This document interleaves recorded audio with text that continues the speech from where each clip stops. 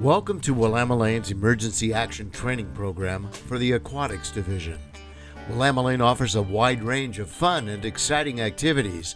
However, to ensure the safety of our guests and employees, it's important to be prepared at all times to respond to an emergency. In the event of an incident, Willamalane employees are required to follow an Emergency Action Plan, otherwise known as EAP. This training program has two objectives. The first is to minimize the risks that Willamalane employees and our patrons could be exposed to.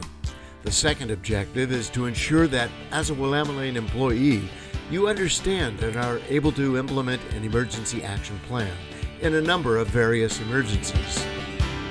You will learn how to respond to potential emergencies that could include a medical accident, body fluid cleanup, and an evacuation.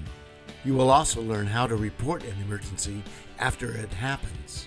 You may encounter a wide range of other emergencies, but these are most likely to occur specifically at our swim centers.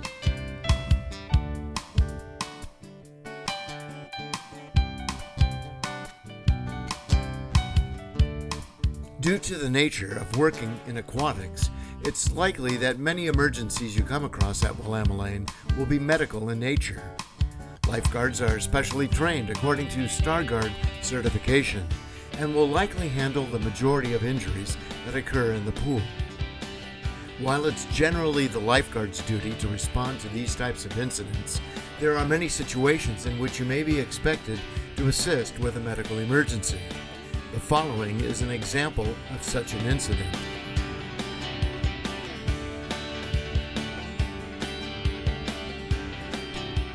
When a person is bleeding in the pool, the water has a high enough chlorine content to disinfect itself.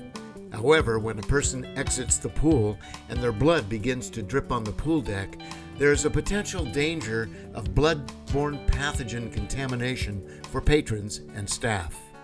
This situation is typical of many blood-related incidents at Willamalane. The bleeding person tends to run to the restroom to clean up, thus spreading potentially infected blood throughout the facility. In responding to this type of situation, it's imperative to stop the patron before getting to the restroom. Instead, redirect them to the fishbowl where you can contain the blood and treat their injuries. First, you must block off the area with orange cones to alert patrons and staff of potential danger. Then retrieve a pair of disposable gloves and bleach disinfectant mixture. It's important the bleach solution has a ratio of 1 part bleach to every 10 parts water to assure that the area will be completely disinfected.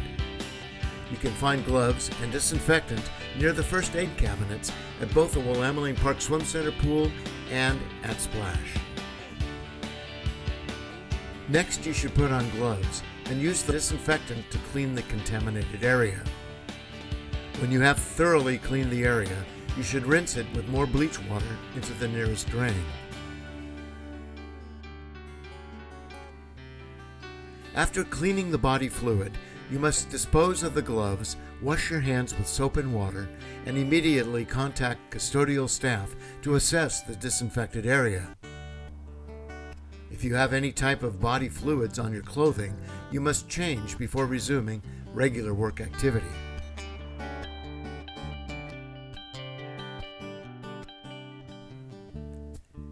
An emergency building evacuation could be necessary in the case of a fire, explosion, suspicious package, or a bomb threat. If there's a fire, the smoke alarms will automatically be triggered.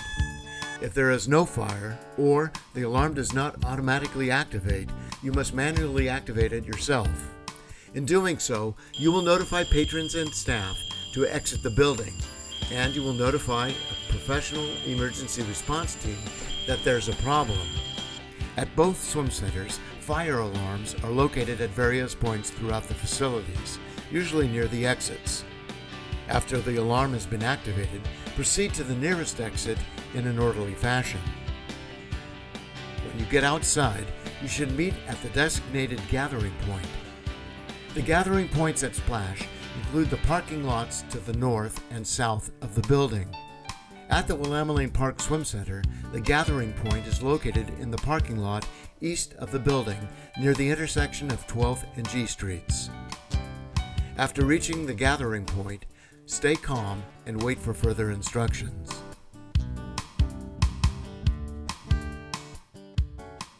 After any emergency, as soon as it's practical, notify your supervisor and the risk manager of the situation.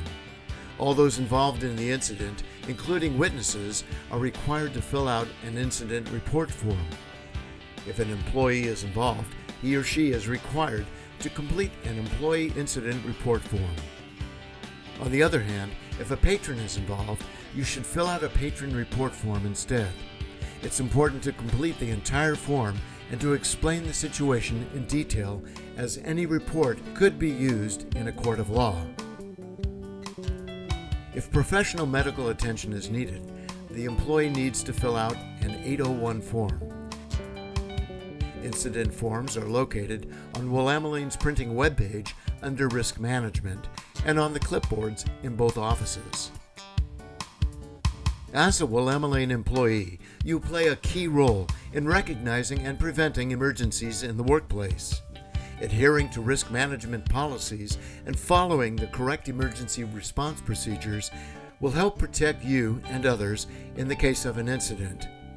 You should fully expect to respond to an emergency that may be similar to the scenarios in this training at some point during your employment.